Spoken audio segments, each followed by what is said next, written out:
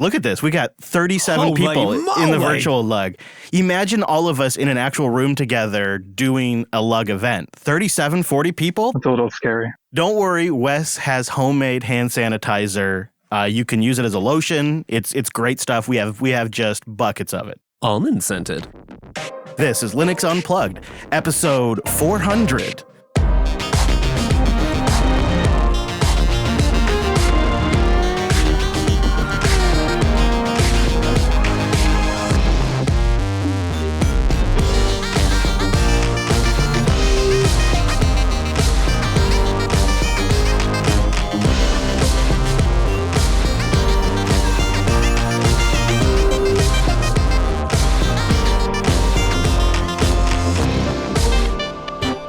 Hello, friends, and welcome into your weekly Linux talk show. My name is Chris. My name is Wes. Hello, Wes. This special 400th episode of your Unplugged program is brought to you by a cloud guru. Learn by doing. They are the leader in hands-on learning. The only way to learn a new skill is by doing. That's why ACG provides hands-on labs, cloud Linux servers, and much more. Get your hands cloudy at acloudguru.com. Welcome in, Mr. Payne. Congratulations. 400, we're finally here. It feels nice because not only do we have a lot planned for this episode, a very special episode, we have a fantastic showing in the virtual lug. Time-appropriate greetings, Mumble Room. Hello, hello. Hello. Hey. Howdy. Whoa. Man, it is great to see a lot of you. We have some old friends in there that have spent a little time away, but have made time special, carved out of their busy schedules to be here for the 400th episode. And I don't know about you, Wes, but I think I smell a little bacon. What? A little cheese bacon. It can't be. Hey, Cheesy. Hello. Hello. Hey, guys. How's it going? Welcome back to the show, man. It's been you know what, a little lonely without you. Well, I miss you guys too. It's been a little bit of a hiatus, but yeah, I'm back now. Well, you know, you have some news to share with the class. Some exciting news at that. Yeah. So recently, I guess this will make the third week. So far, I've recently moved over from ACG to work with System 76 directly as a content producer for them. So I'll be doing product photography, videography, of course, content. Still working through exactly everything I'll be doing there, but I'm really excited about it. A great group of people, excited to be working with them. Man, you know they're in Denver, not Texas, right? Yes, which means I have to relocate, which means I have to figure out how to consolidate 15 years worth of crap and move what I want to Denver and store what I can't move. Well, congratulations. Thanks, man. I think Cheese just out Linux jobbed you. I know, right? It's great. I'm super. System 76 is such. If I were going to work for a company again, you know, it would probably System 76 would be one of the few on a list of 3 companies Absolutely. that I'd consider. They're just a great team over there. So congratulations. Also, it's been a little bit since Ironic Badger, a.k.a. my co-host from the self-hosted podcast, Alex, has returned. Alex, welcome back to the show, man. Hello. Congratulations to Cheese on his fantastic new job, by the way. Good job, mate. Thanks, man. Well, also a congratulations is due for you as well. You have some news to share. Yeah, somebody should have stopped me, but I've had a kid. Congratulations. Wonderful. Alex is a daddy. That's really cool. He needed another project, and boy, do you have one. You thought podcasting wasn't enough, huh? Yeah, I tell you what, Wes, project velocity has definitely decreased since you arrived. So Yeah. Well, it's just been reallocated to something well worth it. absolutely. Yeah, it's a lot more long-term project. Yeah, it's a whole thing. So thank you for the little nod. We have a huge turnout. Of course, Brent's there too. Hello, Brent. Good to see you again. Well, hello. I have some little news too. I'm moving near Denver as well. What? Congratulations! I happen to get engaged actually, and my fiance is down there, so I might become half American. Look out! The JB family has grown a lot in the last year and change, and it's interesting. It seems like there's some convergence happening on the Denver area because Drew, who couldn't be here today because of the day job, will also eventually be relocating to that area. JB Central formation. Yeah, and Wes and I don't mind us a road trip to Denver. No, we do not. When are we going to relocate, Chris? That's the question. I mean, I'm pretty much good to go. I think the kids are down too, so we just got to pick up the jacks and hit the road. But maybe we'll wait for the passes to clear a little bit. Yeah, I think where I'm going to be located is roughly 45 minutes north of where Brent will be. So I expect we'll be hanging out a lot more often. Also, there's like a really sweet flight from Painfield here in Washington to Denver that is ridiculously cheap when you think about air travel. I just like the idea of thinking and conceiving of travel again. And that was a huge limitation for our 400th episode. No kidding. If we could have done anything, no doubt about it, my preference would have been some big meetup where we have this experience in person. But we're not there yet. That's just not an option. But we wanted to celebrate our 400th episode somehow. This show started as the Linux Action Show Unplugged, launched in August 12th, 2013. And episode 1 was Too Much Choice, classic topic about are there too many distros? Apparently the age-old question that's never been answered. Fast forward to episode 100, July 7th, 2015. Mr. Wes Payne joins me after a barbecue, which was a meetup. Yeah. So celebrating the show's 100 milestones with meetups is kind of a tradition. Who would have thought I would still be here barbecuing at the studio? And we are barbecuing today. We are absolutely barbecuing today. We're making a whole day out of it.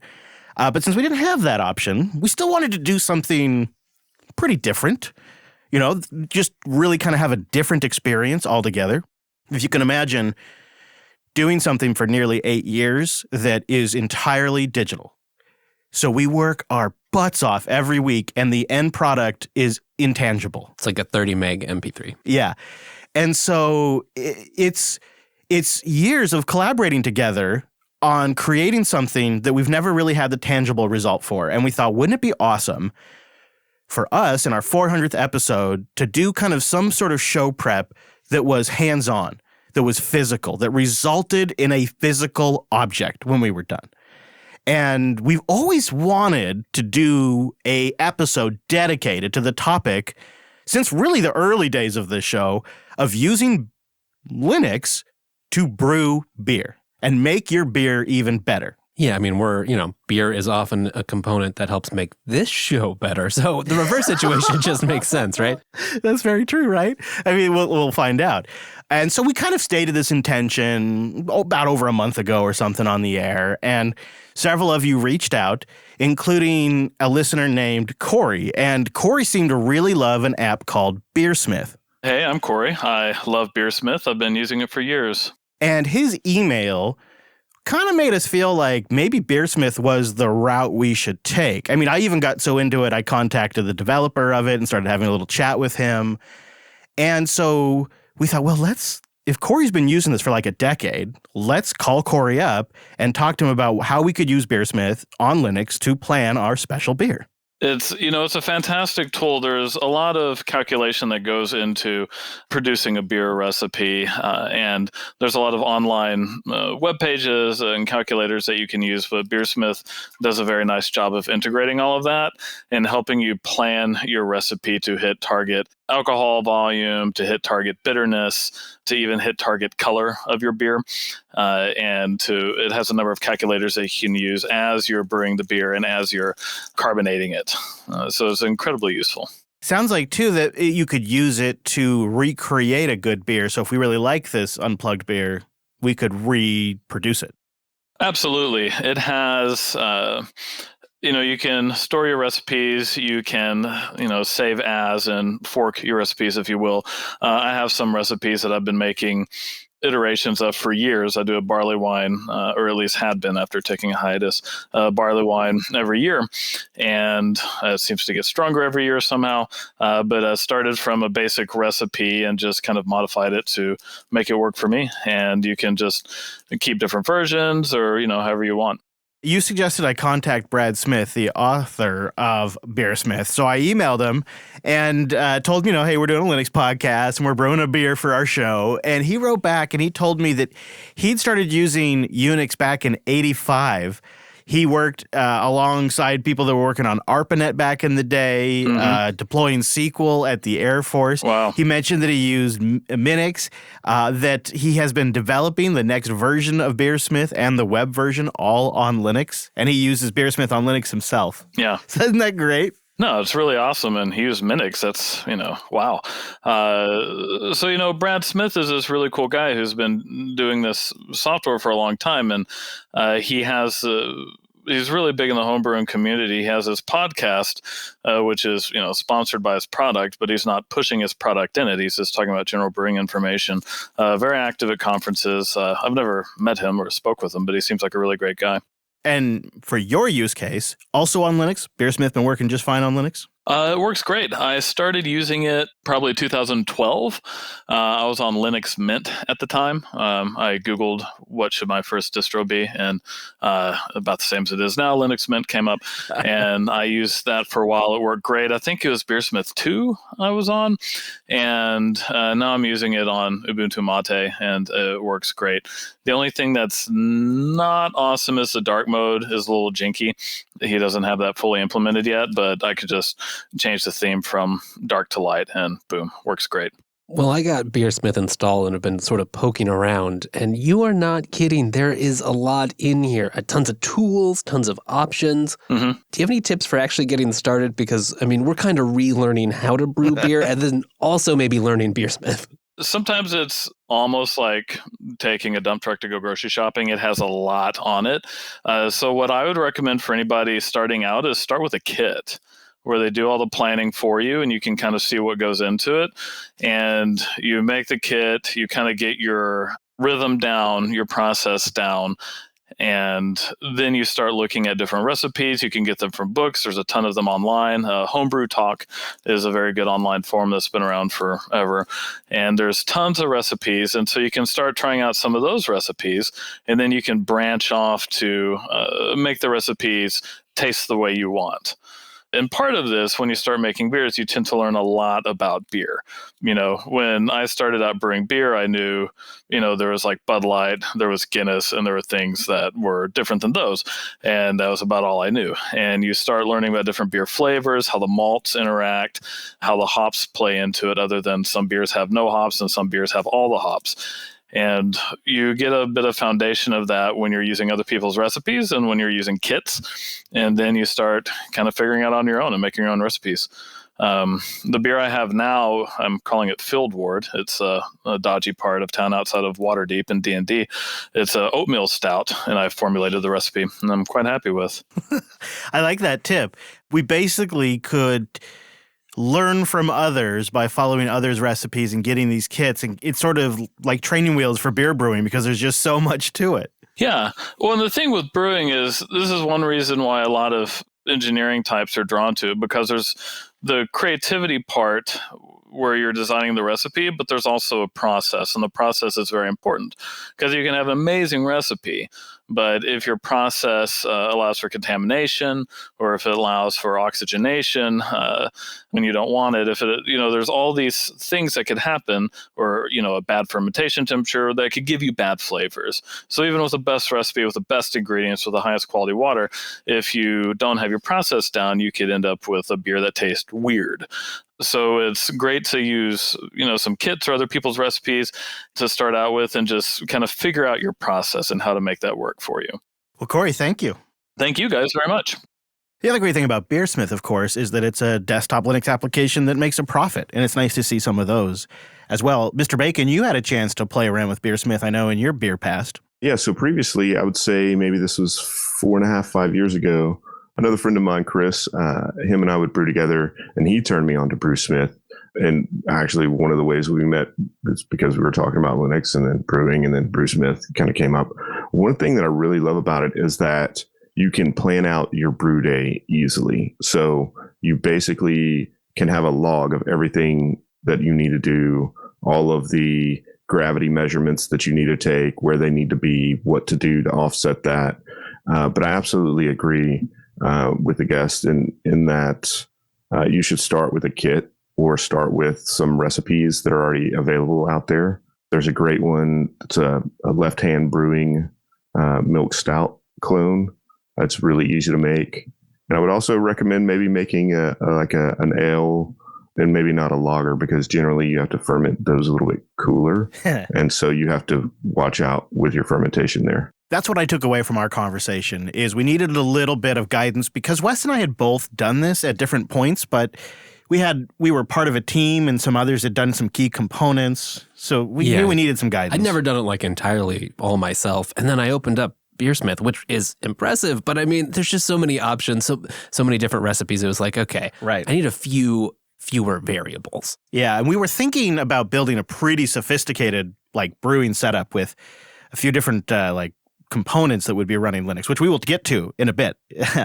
But you know, you were right. You're right. She's like we had, and it was a point that Corey made too. Is like we had to start somewhere that was defined because otherwise it just felt like just so many options, and we wanted to walk away with a beer that was better than what you could get in the store on average, because I think that's something that you can really appreciate is that home brewing can often taste a lot better than what you buy. Well, even if it doesn't, it still tastes better because you made it. You made it. It's fresh. It tastes like pride. What's really cool about Beersmith is you can take it all the way to the level you want. So you can start with a kit where you basically just have extract, right, which is all your grains that have been boiled down into this syrup that you do not want to get on anything because it is super sticky. And then you add that to water, you bring it to a boil. But then you have all grain brewing, which is basically where you have all of the grains and you boil the grains together to make that same extract or that same base for your beer. That delicious, delicious base. So we put our heads together, you know, thanks to some help from Corey and a lot of good email that came in.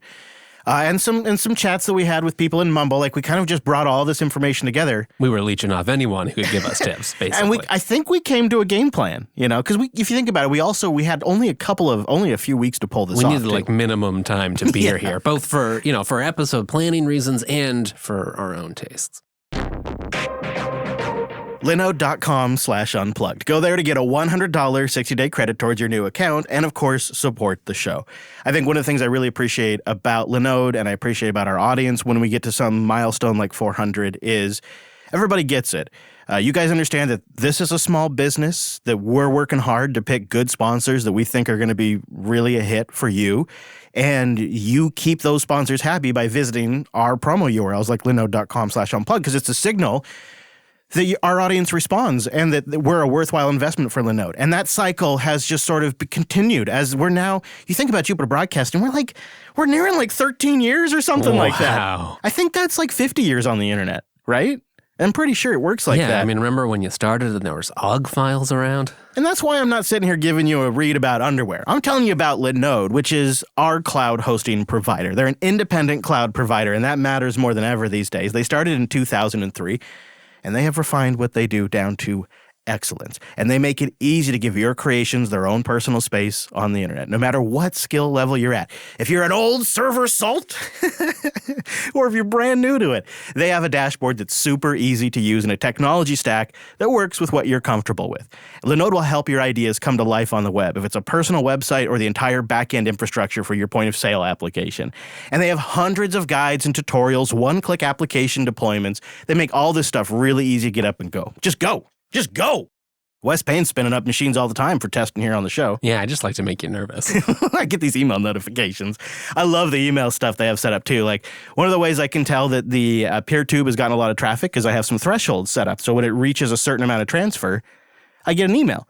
And it's like, oh, we hit our milestone. And that's nice for the lazy admin when like you can mostly ignore it. But if something's happening, and then maybe you can go troubleshoot. It's a great first sign that something could be up to. They also have S3 compatible object storage, cloud firewalls, super fast networking, 11 data centers worldwide, and much, much more.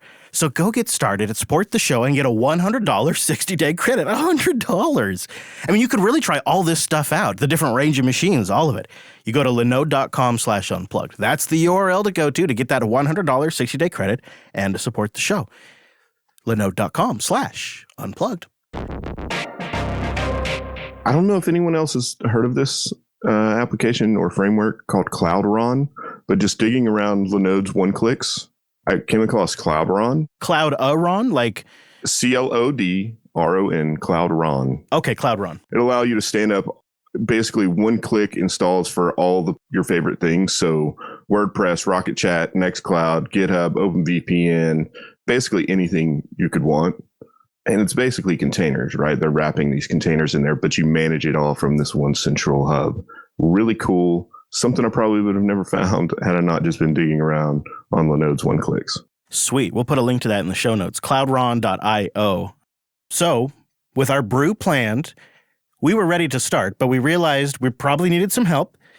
And we realized we were going to have to move quick to get this ready for LUP 400, because what's the point of doing this if we don't have the physical thing by the 400th episode? That was the thing we wanted. And we thought about it for a little bit. And you know what would be kind of a cheat code is if we could learn off some experts. And so our first idea was to go to a local brewery and just sort of spend some time there. Then I realized that with COVID and all of that, they probably weren't going to be cool about a couple of jerks doing a podcast, calling up and asking to hang out in their brewery all day. It was dicey to start with, and now we have an extra hard sell. Yeah, exactly. So we found a local brew your own beer shop. And that was, turns out, an aces move because they had smart people who could help us when we needed it, but were otherwise very hands-off. And of course, they had top-of-the-line gear, which would have been quite the initial investment for us. So Wes and I are out here outside of Gallagher's Where You Brew in Edmonds, Washington. Are you ready to learn how to make beer, Wes? Oh, yeah. We figured we'd learn from the pros directly. And also drink beer while we make beer, because they serve beer here too. Let's be honest. This sounds like a recipe for success. And the nice thing is they were totally chill. They let us get in, kind of get acquainted with the space. And they also were really great about just giving us the crash course on some beer basics. But the yeast will eat up all the sugar, turn it on to CO2 and alcohol. After about a week, there'd be no sugar, so the yeast will fall out of suspension, right? After that happens, we'll take it back here to the cold room. This is a beer nursery. Go ahead. The aptly named cold room. Yeah, really. They had this perfect setup that we were going to be totally taking advantage of. So we were pretty set, but we knew since we were drinking beer as we went, we'd probably need some brain backup, not to mention a designated driver. Sloppy idiots that we are. I think it's best that Hadia do all the precise measuring out. What do you think, Chris? Definitely. Got to bring the wife in. Well, it did take precision, but at yeast it was fun. Yeah, she's always bringing in the puns, too. She insisted. Then we get to work, and we have a recipe that we've planned out. We've kind of run it past these guys. It's essentially a Belgium triple, but we wanted to make some modifications. And like all professional brewers, we made those modifications at the absolute last minute.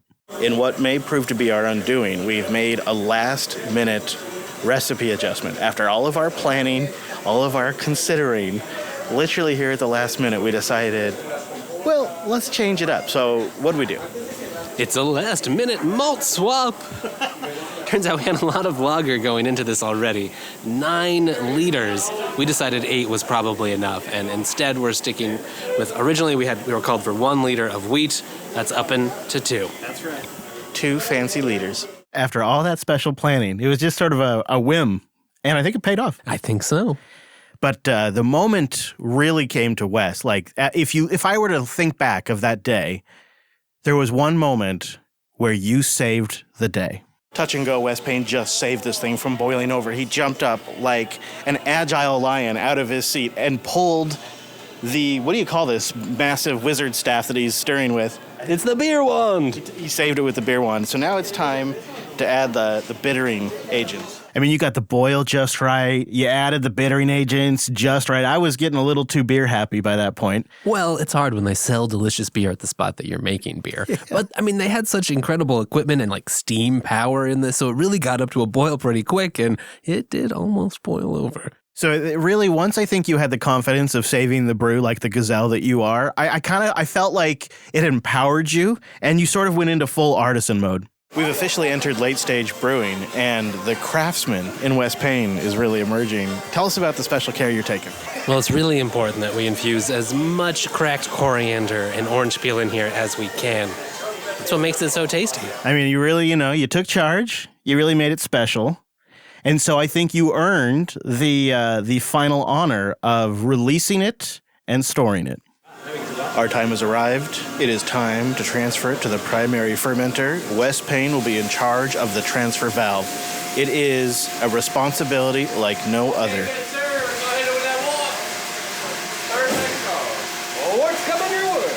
Wes has flipped the warp valve, and now our beer is going down a series of tubes and into what can only be described as a vessel, a sacred vessel that will hold our beer.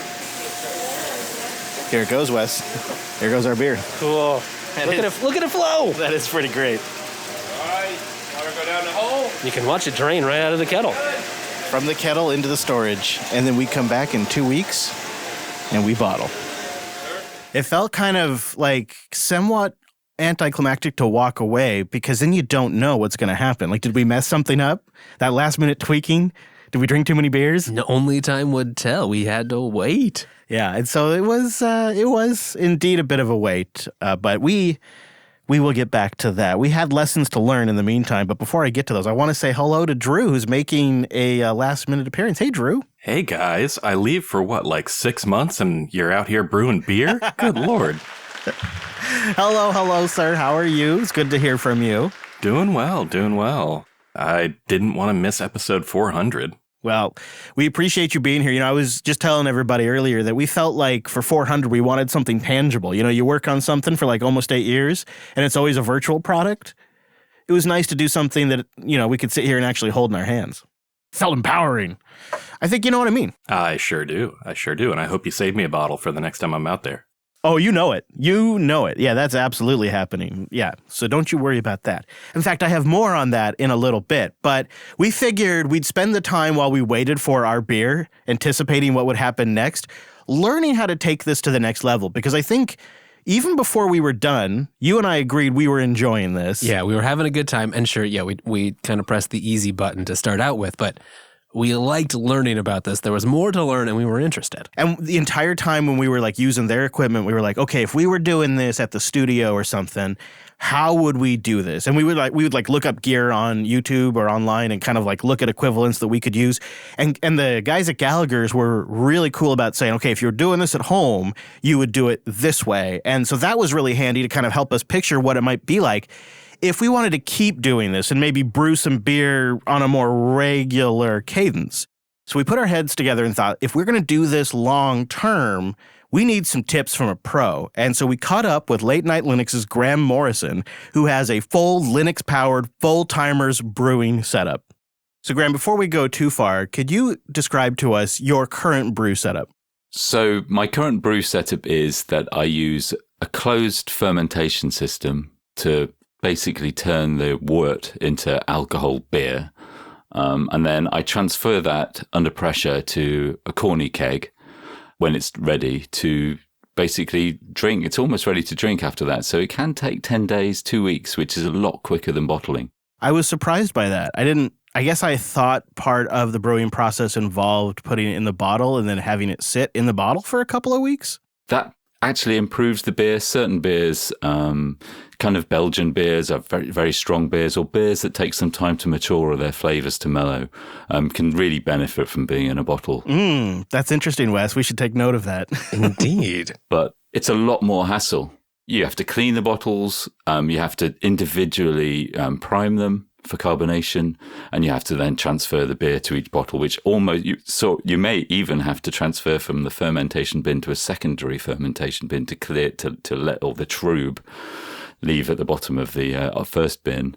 Whereas transferring under pressure from the fermentation vessel to a corny keg is a single step process, and you only have to clean the corny keg, and it carbonates, and you can adjust how much carbonation you want, which for me is important. That is a good tip. So what I like about your setup is it feels to me, kind of getting into this again for the first time, I feel like I'm totally starting over. And your setup feels to me like it's, I don't know about a long-termer setup, but it's sort of like lessons learned have gone into creating something that lets you just brew beer whenever the fancy strikes you. How does Linux play a role in that? I used to brew beer with just a fermentation bin under the stairs, at house temperature, basically. Yeah, that's what I'm familiar with. Yeah, and the quality is like I don't know, can I say it's like a 1970s porn film of beer? I mean, some people have a thing for that. Yeah, and it's fine, but it just makes me think of rainy caravan holidays. Right. Whereas what really made the difference, the quality increased like 1,000% was when I controlled the temperature of the fermentation process exactly, which is where the yeast is doing all its work. And the yeast has to work at this optimum temperature. And to control the temperature, I basically used, in the beginning, it was this open source project called Brew, which actually ran on a little bit of firmware running on an Arduino Uno that actually did, if you're familiar with PID, like PID controlling, I think it's like proportional integral derivatives. And they basically, one sensor measures the temperature, and then a couple of relays either turn on heating, or they turn on cooling. And the PID part is the fact that because this big volume of liquid, it can anticipate temperature changes according to environmental conditions. So you get within 1/10 of a degree accuracy of temperature controlling. So you can basically, with the Brew Pi, with the Raspberry Pi and an Arduino, control exactly the temperature of the fermentation process and monitor it. So it's pulling in a weather API feed to monitor that? The original Brew Pi did it all on its own. It was this self-contained unit. It's since been, Brew Pi actually was so successful as this individual project, they spun it into a business and they sell their kind of bespoke hardware and closed source firmware now. But the platform was popular enough to be integrated into something called Fermentrack, which is an open source project that integrates a lot of that old open source Brew Pi software to work with the same hardware, and more importantly, actually work with the ESP8266 devices, tiny low-cost microcontrollers, and expands it. It dumps PHP and makes it all modern REST framework. So that all operates over a REST API, which you can integrate with Home Assistant, or you can push to the cloud, do whatever you want. But it's basically the same PID algorithm that's controlling the temperature of the fermentation. Wow. I got to just sit with that for a moment. A REST API for brewing beer. Yeah. So it really sounds like what I'm getting from what you've kind of described is that controlling that temperature is the secret to unlocking delicious, great home beer versus beer that's okay. Yeah, it really is. There are some yeasts that a yeast will have an ideal temperature. In centigrade, it could be like 21 degrees. And that you might even start low. Like with a good Pilsner, you might start at 18 degrees C. And then after a couple of days, ramp it up to 22 and then drop it. You might cold crash when there's no sign of any further fermentation. And you can check the amount of fermentation that's going on with something called like an ice spindle, which is, it's not quite open source, but it's a DIY project where the firmware can be downloaded and installed. The code is accessible, but it has one of those weird licenses attached to it so they can try and make money off it. Sure, you gotta. Yeah. Have you experimented or done any kind of visualization or graphing of the temperatures over time, just so you have something to look at data-wise? Yeah, so Fermentrack does exactly this. So there's usually 2 or 3 sensors involved, and these are really simple 50-cent sensors. They use like the one-wire protocol. They do nothing extraordinary other than report the temperature. There's one for the inside the beer. So you normally use a fermentation bin with what's called a thermowell, which is like a cylinder you put straight into the beer, and then the sensor goes right into the middle of the beer. So you get the exact temperature inside the beer, but you can also use the temperature on the eye spindle, which can sit inside the beer. That's the temperature of the beer. Then there's the temperature inside. Usually use an old refrigerator. So you put the fermentation bin inside the refrigerator, and so you get the temperature inside that, and then a temperature of the room, the environment outside that. Those 3 temperatures together are mulched in the algorithm to control the temperature of the brew. That is fancy. Mulched. That is so great. Yeah, and it either turns that I put a little heater in the fridge. This is all that I've done. There's 2 relays. So a relay with a simple 5-volt signal from the Arduino will turn on something or turn off something. 2 relays. So one turns on the refrigeration, the other one turns on the heating element, which is just, well, in the UK, you get them for like summer houses or greenhouses. It's a small, low-cost thing you can bolt to the bottom of the fridge. And so all of that, sorry, to answer your question, in Fermentrack and in Brewzilla before it, you can see all of that in a chart to monitor exactly all the temperatures, how things are going, and also put on top of that the gravity of the beer. So how well it's actually fermenting, how strong it's fermenting, and the alcohol content of the beer as you go through it. And then when that starts to flatline, then you can dry hops the beer if you're going to do that, or you can transfer it to bottles or a keg. All right, so then I have really kind of one really ultimate question. So looking back at the last decade or so of homebrewing, all of these different things that you can do, features you could do, what has helped the most? And like, what would you tell past Graham if you could? Like what advice can you pass along to us? The thing that's really made a difference, I think, with lots of things is the quality of the ingredients. So the wort kits that you can get, you can buy them separate with the malt extract and with the kind of boiled down wort. Don't kind of skimp money on those kits if you're going to do it. And of course, if you're going to brew and mash your own beer, even better. That's like the first step. Get that right. Follow the instructions for the yeast, because that's really important. And then really bottle the stuff that's really important, that's going to keep, that you want to kind of come back to. But otherwise, the keg was the big innovation for me, because it speeds up. You can set carbonation exactly as you want it. You can speed up the fermentation under pressure. So I brew everything under pressure. I like that tip. That does seem like a good one. I actually wrote that one down on an actual piece of paper. I'm like, I got to make a note and talk to Wes about that. So looking back at it, do you have a favorite go-to beer that you brew? Well, I actually got into this after going to Portland in the US and really getting hooked. You know, there's got an amazing beer scene. Yeah. I've really got to taste that hoppy kind of West Coast Portland IPA. And in the UK, you just couldn't get it. But I could buy the wort kits. I could ferment them here and I could bottle them here. And it was as close as I could get to getting a pint of those West Coast IPAs on tap here in the UK. And that's what really got me into it. And so I still really love going back to them. But right at the moment, I've got a New Zealand Pilsner, which is perfect as well. I'm really enjoying it. And the nice thing is you can change, and it's a bit like being at the pub while the pubs are closed. Indeed, you're exploring the world while you can't travel through beer. Yeah. I love it. Graham, thank you. No problem. I want to tell you about a special course from our friends at A Cloud Guru. We will have a link in the show notes. It is the SUSE Linux Enterprise Admin Review and Exam Prep. Is it time to become a SUSE certified administrator? Well, they have the prep course for you. It'll get you ready for the exam and final exam courses, and they have all the information you need to become prepared to get certified. Exam prep courses are designed to be a review of the content from each of the courses preceding to get you really kind of just set on the important points, tips, and areas that will be an issue for an exam in particular. That's what these are kind of tooled for, including even how to register and go get the final exam and all of that. It's all covered. We'll have a link in the show notes to the course for our Cloud Gurus, SUSE Linux Enterprise Admin Review and Exam Prep.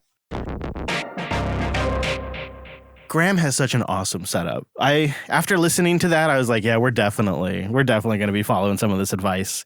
It was really nice to get like his decade's perspective on how to do this right. Yes, and I think he's hit a nice kind of sweet spot where it's, you know, you can, much like with audio, you can kind of invest as much as you want in beer brewing equipment, it seems. But we don't really need to do that or have the space at the studio. So finding the like dialed in setup that just works, gets good quality beer, but doesn't have to go crazy all out with like 6 different containers and systems and setups and transfers. That's what we were looking for. Yeah. So, you know, time passed. We let about 3 weeks go because we were planning ahead for LUP 400, but we didn't have a lot of time. And so we really didn't know how things were going to be. So Saturday came rolling along, and we showed back up at Gallagher's in Edmonds, Washington. Hello, Wes. It's been 3 weeks. Been 3 weeks. Here you go. We got you a beverage, I guess. Look at that. Yeah. A beverage. That's colorful, looks tasty. Clementine. Probably should have something besides beer today. I suppose that's true. And once we got in there, we knew like some things we were just so grateful were already set up, like their whole bottle washing system. Oh, wow. Very nice. Made it way simpler to get up and get going. I'm going to get these started washing. If you guys get those going, and over here, I'll bring you some more bottles out as well. All right, thank you. I was doing the math last night. It seemed like we were close, but I wasn't sure how many bottles we had. All I can think about is we got kegs. I'm so glad we got kegs. Me too. Why? Because it'll make this so much easier? Well, yeah, and then like we have like kegs. Boy, did it make it easier. I mean, we didn't even have to fill the kegs ourselves. They just did it for us. I don't know if we would have thought of that if Graham hadn't said something. But one of the advantages of using Gallagher's really rad setup is we could dial in the carbonation in a way that we wouldn't have been able to do with a newbie setup. We're trying it out for the first time before we bottle and keg it, and I want to get Wes's first impressions. Smooth. There's definitely booze in there. And it's tasty. I think we decided it needs a little more carbonation, maybe. But other than that, I like it. I like it a lot. I think once we get a little more carbonation, it'll be perfect. But the flavor, the color, it's a beautiful beer. Look at that. golden. It takes the light well, lights up the glass. I got to snap a picture of the first look at this beer. And with the help of their brewmaster, who kind of encouraged us to dial it up just a little bit more. Happened to be a Belgian fan himself. Yeah, we did it. We took the plunge. It doesn't look any more bubbly. So we're not going by appearance. We're going for that bite on the tongue. Right. This thing minimizes the amount of turbulence that it gets. So yeah, you won't be able to see much of the foam there. That's so cool. All right, there you go. Let's give the updated version a try. Cheers, Wes. Cheers. And they had such a nice system because what was it, like a carbonation stone they use? Yeah, they had a way to just force carbonate it so you could dial it up as you want, right? Like, oh, you need a little more carbonation? Add a little bit more. They just run it right back through the system, and in, 5 minutes, we could test it again. Yeah, and we did. Once we had it dialed in, first thing was to get the kegs filled up, and then we got to play with their super cool, beer wand to fill our bottles. So we're about to bottle, and we're benefiting from this cool, beer gun that they have. Yeah, it's hooked up to the CO2. It's carbonated. You can purge the oxygen from the bottle before you put any beer there to protect our precious brew. But surely one of us is going to make a mistake. Yep. Now it's just a matter of putting beer in bottles, so let's get to work. And we did. Nice. We kind of came up with a system, we traded off, on and off. You know, you filled it for a little while, then I filled it for a little while. We would trade off from the box. It worked really well because they have everything plumbed. And so they had a sink there and towels there. That, I think, was the biggest experience difference for me. It's it's no longer me having to make a siphon and spilling beer all over the kitchen. It was just beer into bottles. I don't think we spilled at all. A drop. No, I was really proud of us. It saved all of that beer for us to drink later. And after slowly filling our bottles, which we got these swing top style bottles, we heard the most rewarding sound.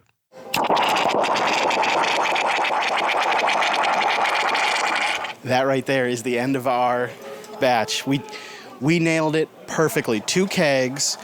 We got 27 bottles, and we ended up filling 26 because we drank a little bit of it. More than a little. Can you believe, though, we nailed it just right? And we did not plan this at all.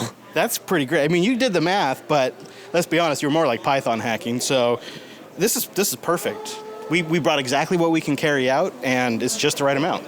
2 kegs, 27 bottles later, or I guess 25 bottles. So we had a margin for safety. Now, what we thought is we need to come up with a label and stuff for it. But now we've had a couple of days to try it out, or let it sit. It's been sitting in the bottles, and I think a Belgium does kind of, it benefits from sitting in the bottles a little bit. So you want to do your first on-airs? Oh, yeah, let's try this thing. So here, Wes, here's cheers to 400 more episodes, and let's give it a try. That tastes like delicious Pride. I mean, it's legitimately a very delicious beer. It's something like 8.5% alcohol by volume, but because of, I think, dialing up the carbonation, you don't taste it that much. No, but it's not too carbonated. No. It's just easy to drink. Not too carbonated at all, which was so great about it, because I was a little worried we might have overdone it, but absolutely not. I've done that in past beers, so yeah, I was a little worried too. And it's not too strong. It's not crazy malty. It's just a nice, tasty, balanced beer. I really, really like it. Now, we each have a keg, so that's great, because we had 2 kegs, and we have some bottles that we're going to be sending out to friends of the show and whatnot. But I want to name this thing, for our 400th beer, because I think we're going to do this again, so we thought we'd like to each batch have its own unique name and edition. So this is the 400th edition, and the 400th edition needs a name. So I've just opened up a straw poll. If you're watching live, it's strawpoll.me/42895761. strawpoll.me/42895761. Go there and vote on what we should name the LUP 400 beer. We have a couple of contenders already we've selected for you. So you only have to pick from what we've already put there. Number 1, and these are kind of randomized, I think, but we're on this list, the Unplugged Lager. Now, it is not a lager. That's why it's a lugger. Yep. The Chug-a-Lug. The 400. Oh, classy. Yeah, sophisticated. Or maybe it's a Cadillac. I don't know. And then the See You Next Tuesday. Oh. Because of the 8.5% alcohol by volume. So if you would, go over there and vote, and whatever the results are at the end of the recording, we will officially name our beer and then try to get some labels printed up. We need your help. So right now, we have the votes are open, and we will come back and see where things lie. Wes, this right here, what we're holding in our hand, you know what this is? This is a real physical product that we created. We did it, buddy. There's a lot of it, too. Cheers again. Yeah, we wanted to get... Nice, they're thick bottles. You can hear it. We wanted to get enough that we could send some to friends and stuff and do fancy bottles. And then the kegs, of course, which we can refill. And I could totally see us do this for next Linux Fest. Oh, absolutely. Just a good supply of beer on hand. So we'd have a Linux Fest Northwest batch, that would be kind of more of a Pacific Northwest early spring beer. Yeah. So I thought, what would be great is if you want to have a virtual beer with us, we should have something special to celebrate LUP 400. It's a special occasion. It's a beer-themed episode. So go grab a special 400th edition beer stein at luplug.beer. Luplug.beer. Go have a virtual beer with our lug and Wes and I, and, enjoy. It's just something to celebrate 400. It's not a challenge coin, not yet, but it is a nice-looking beer stein. Yeah, something that can join us all together as we share a glass. Also, how great is that? Luplug.beer? I mean, .beer. Can you believe that's a thing? It's like the one good thing to come out of all these nonsense top-level domains. It's definitely a great one.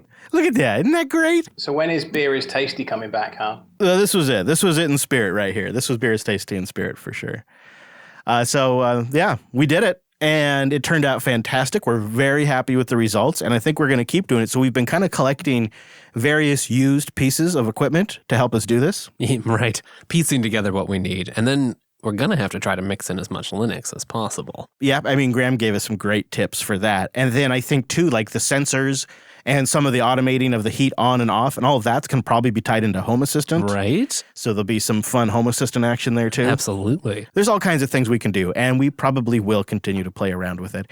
I also want to thank our members. Those of you who are part of our Unplugged core, you make this possible as well. Thank you very much to our members at episode 400. I'm going to have something special for you in the near-term future, so if you're not a member yet, you could always go to unpluggedcore.com and become one, because there's going to be some special benefits for our members in the near future. And we appreciate all of you out there for joining us. Wow, look at that. 41 people in the Luplug as we wrap up. Incredible. Luplug, you guys, thank you so much for showing up and being part of this. When we started this 400 episodes ago, it seemed a little crazy to just open up our virtual lug and let anybody chat. And then over time, a community developed to help moderate it and do mic checks. And then now even we have the weekly Luplug meeting that happens every Sunday. I mean, it's taken over. It's the show that isn't the show, and it happens every Sunday at noon Pacific in our Mumble Room. You can find it on our calendar, though, to get it converted in your local time at jupiterbroadcasting.com/calendar. And the info for our Mumble Room is at linuxunplugged.com/mumble. Mr. Payne, I think that's 400 right there. We did it. Can you believe it? Dang it. I think that means we have to start planning episode 500. Well, here we go. Here's to episode 500, and here's to maybe even 400 more. Thank you, everyone who's been listening for even more than a couple of episodes. I don't know how you put up with us, but man, are we more grateful than ever for it. Thank you for listening. It really is humbling, but the community is the best part of the show. For reals. All right, everyone, thanks so much for tuning in this week's episode of the Unplugged program, and we will see you next Tuesday. Alriker, see you next Tuesday. What Copper, see you next Tuesday. Ben, see you next Tuesday. I'm Bennett Mears, and I'll see you next Tuesday. I'm Brent, see you next Tuesday. I'm Mike Bitten, see you next Tuesday. This is Carl, see y'all next Tuesday. Hey, it's Casey, see you next Tuesday. Computer Kids, see you next Tuesday. This is Neil, see you next Tuesday. This is Dan Johansen, see you next Tuesday. My name's Gavin, and I will see you next Tuesday. This is Ironic Badger, see you next Tuesday. I'm Kira, and see you next Tuesday. I'm Limbo, and I'll see you next Tuesday. Hey, Minimac here, see you next Tuesday. I'm Cheese Bacon, and I will see you next Tuesday. I'm Parker G, see you next Tuesday. I'm Phoenix Vampire, see you next Tuesday. I'm Pike Crash, and I will see you next Tuesday. I'm Eric Nance, and we'll see you next Tuesday. I'm Simon, and I'll see you next Tuesday. I'm not Orange, but I will be here on Tuesday. I'm Thor, and I will see you next Tuesday. I'm Three Boots, and I'll see you next Tuesday. And I'm Virginuda, and I'll see you next Tuesday. Thank you, everyone. Thank you. Let's go to JB Titles and let's name our 400th episode. I thought before we wrapped up officially, though, at the end of the show, I wanted to kind of capture what we'd love to see by episode 500. We'll create a LUP 400 time capsule right here. So Mumble Room, go ahead and tag me in the chat room if you have anything to add to our time capsule, starting with category number 1, our aspirations for Linux. Now, it's off the top of your head, but our aspirations for Linux by episode 500. While you think, because I know I'm just throwing this at you, I'll say a richer, thicker, more vital third-party desktop app ecosystem. Well, that's a nice thing to hope for. What do you got? You got anything? Maybe hardware or something? I would hope that Linux has continued to develop on mobile devices independent of Android. That whatever happens with Fuchsia, there's still Linux on phones, and that whatever we've got sort of nascent now, it's just a lot better by episode 500. Maybe I've got one in my pocket. Casey, you have one? Yeah, I think that we should be striving to completely deprecate X11. Ooh, yeah. That is definitely one. I was going to mention it, but I'm thinking 500 weeks from now, we better. We really better.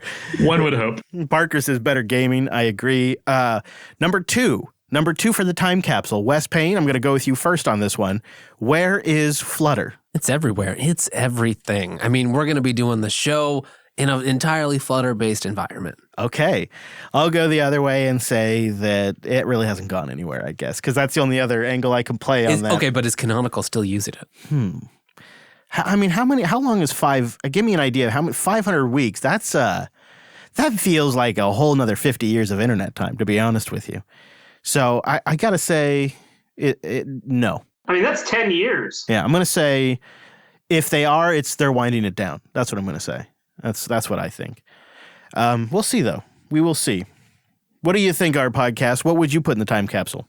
So I'm hoping that by the time we get further along that we have great tools for media production already. We have obviously OBS and all the podcasting tools and Pipewire coming on, but just making it easier for new users to get on board more quickly and making Linux a first-class citizen for streaming and media production. Hear, hear. What can we develop on Pipewire now that, like, if Pipewire really does unify things, right? Like, I want easier audio routing. Yeah, I mean, You're starting to see it, right? Carla is annoying. Well, you don't need Carla. You don't need PACTL. You don't need QJack Cuddle or any of those things because you now have this unified interface in the form of Pipewire. The standard stuff that desktops have the opportunity to integrate those workflows. Neil, what say you? By episode 500, will Proton be merged with Wine, or will they still be kind of these two separate projects? There will not be a Proton project in 10 years because everything will be integrated into Wine. It may even, like if I'm being super hopeful, we will need it a lot less. Yeah. Pie-Crash, you want machines loaded with Linux. Yes, I want to buy my next machine and to be loaded with Linux from the factory. Yeah, I know a place. And I know a few. Smooth cheese. Smooth as Velveeta. Okay, what do you guys think, Mumble Room? You can kind of just jump in on this one. Will JB have switched to Matrix as their primary chat platform by episode 500? Yeah. Yes. I hope so. Oh. I just need JBot and We're an IRC bridge, of course. Everyone just says yes at the same time. Yeah, IRC bridge. We need a JBot rewrite. These are the things that I think are holding us up. I mean, we could probably bridge JBot to Matrix using IRC and just keep the IRC around bridge isn't bad. Yeah. Yeah, the IRC bridge is fine. It's just the thing is you'll have to get Geekshed to agree to it. Or move to Freenode or something. So what do you think the desktop pain points are going to be by episode 500? So this is a while out. What's still going to be something that is a pain in the butt to get working on Linux? Okay, so there's some confusion going on here, at least in the chat room. Okay. Are we talking about in 500 episodes? Or are we talking about... At episode 500. Okay, so that's only 2 years away. Okay. Oh, yeah, right. You're right. Yeah, that's only 2 years. You've been saying 500 weeks, and I'm like, that's 10 years from now. You gave me that. I was so confused. You said 500 weeks, and I'm like, that's 10 years. Yeah, you're right. Well, yeah, in total, it'll be 10-year run for the show, and at our 10-year run. So 2 years from now. Desktop Linux, main pain points. Adobe products on Linux. Yeah, Adobe products on Linux is going to be the big pain point. I think it's going to be more likely that Office comes to Linux rather than Adobe coming to Linux. By episode 500, I think there's going to be Outlook for Linux. That's what I think. I think in 2 years we'll have Outlook for Linux. They're just going to rebase everything on like an Electron type thing. Yeah, it's going to be Electron. It's already going to move to Electron irrespective of anything else. So then they'll bring it to Linux too. That's exactly the fear I have. There will be more and more Electron apps that will be really CPU hungry and resource hungry. So it's Flutter now. In 2 years, I think Flutter will only be on Android. I just want Python GTK for documentation because I can already see how much better it is. There's just no docs for it. Right. Cute. So we'll get there. I'm like figuring it out on my own and I can't really get anywhere. I think it's fun to think about these things in a 2-year time span and then a 10-year time span. Like if you took so that's also like, what if you doubled the run of the show? Then we can do a whole episode on this, but we have a couple of we have our aspirations, a guess where Flutter is, Proton gets merged into Wine, JB is switched to Matrix, which I think we could do in 2 years. Desktop pain points still include Adobe products and multi-monitor. Last but not least is the Unplugged still self-organizing in 2 years. Oh, it will. And we will still using Mumble. The Mumble developer should somehow, some way be capitalizing all this Clubhouse nonsense because it totally validates Mumble. And Mumble's a better way of doing it, too. So. We just need like a web interface to drop into a Mumble room. There is a Mumble web interface. It's beta, but it is a thing. You need a nice, trendy iPhone app, too, right? And that Mumble doesn't have. They have apps. Ideally, some VC money, I think, right? Yeah, and some of that VC cash. All right, thank you, Mumble Room. You're the best, Virtual Lug. Thanks for joining us for episode 400. Wouldn't be 400 without you.